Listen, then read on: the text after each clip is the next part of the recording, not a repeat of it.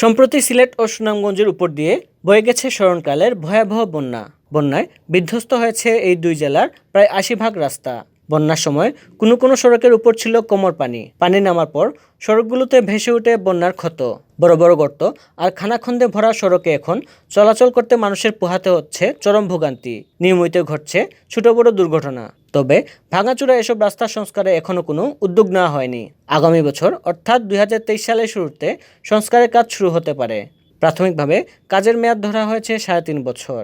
ফলে রাস্তা নিয়ে ভোগান্তির অবসান হচ্ছে না সহসা। স্থানীয় সরকার প্রকৌশলী অধিদপ্তর এলজিইডি সূত্রে জানা গেছে, ৩.৫ বছর মেয়াদী এই প্রকল্পে সিলেট বিভাগের ৪টি সহ ৯ জেলার ৩,৩৮৬ কিলোমিটার সড়ক নির্মাণ ও পুনর্নির্মাণের পরিকল্পনা করা হয়েছে। জানা গেছে, এবারে বন্যায় সিলেট ও ময়মনসিংহ বিভাগের সড়কগুলো বেশি ক্ষতিগ্রস্ত হয়েছে।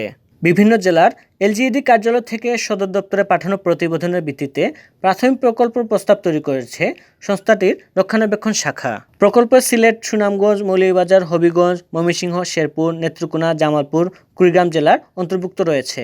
প্রকল্পের মেয়াদ ২০২৩ জানুয়ারি থেকে ২০২৬ জুন পর্যন্ত। এলজিইডি সূত্রে জানা যায়, প্রতি বছর এলজিইডি বাজেটে সড়ক ও সেতু রক্ষণাবেক্ষণ বাবদ নির্দিষ্ট টাকা বরাদ্দ থাকে। অনেক সময় বন্যা ও ঘূর্ণিঝড়ে একাধিক জেলার সড়ক বেশি ক্ষতিগ্রস্ত হয়, যা নিয়মিত রক্ষণাবেক্ষণের বরাদ্দ থেকে সংস্কার করা সম্ভব হয় না। এমন পরিস্থিতিতে ক্ষতিগ্রস্ত সড়কের জন্য আলাদা প্রকল্প নেওয়া হয়। জেলার তথ্যের ভিত্তিতে ক্ষতিগ্রস্ত রাস্তাগুলো মেরামত ও পুনর্নির্মাণের জন্য প্রকল্প তৈরি করা হয়েছে। ইতিমধ্যে স্থানীয় সরকার বিভাগে পাঠানো হয়েছে। সরকারের অনুমোদন পেলে এটি বাস্তবায়নের কাজ করবে এলজিইডি।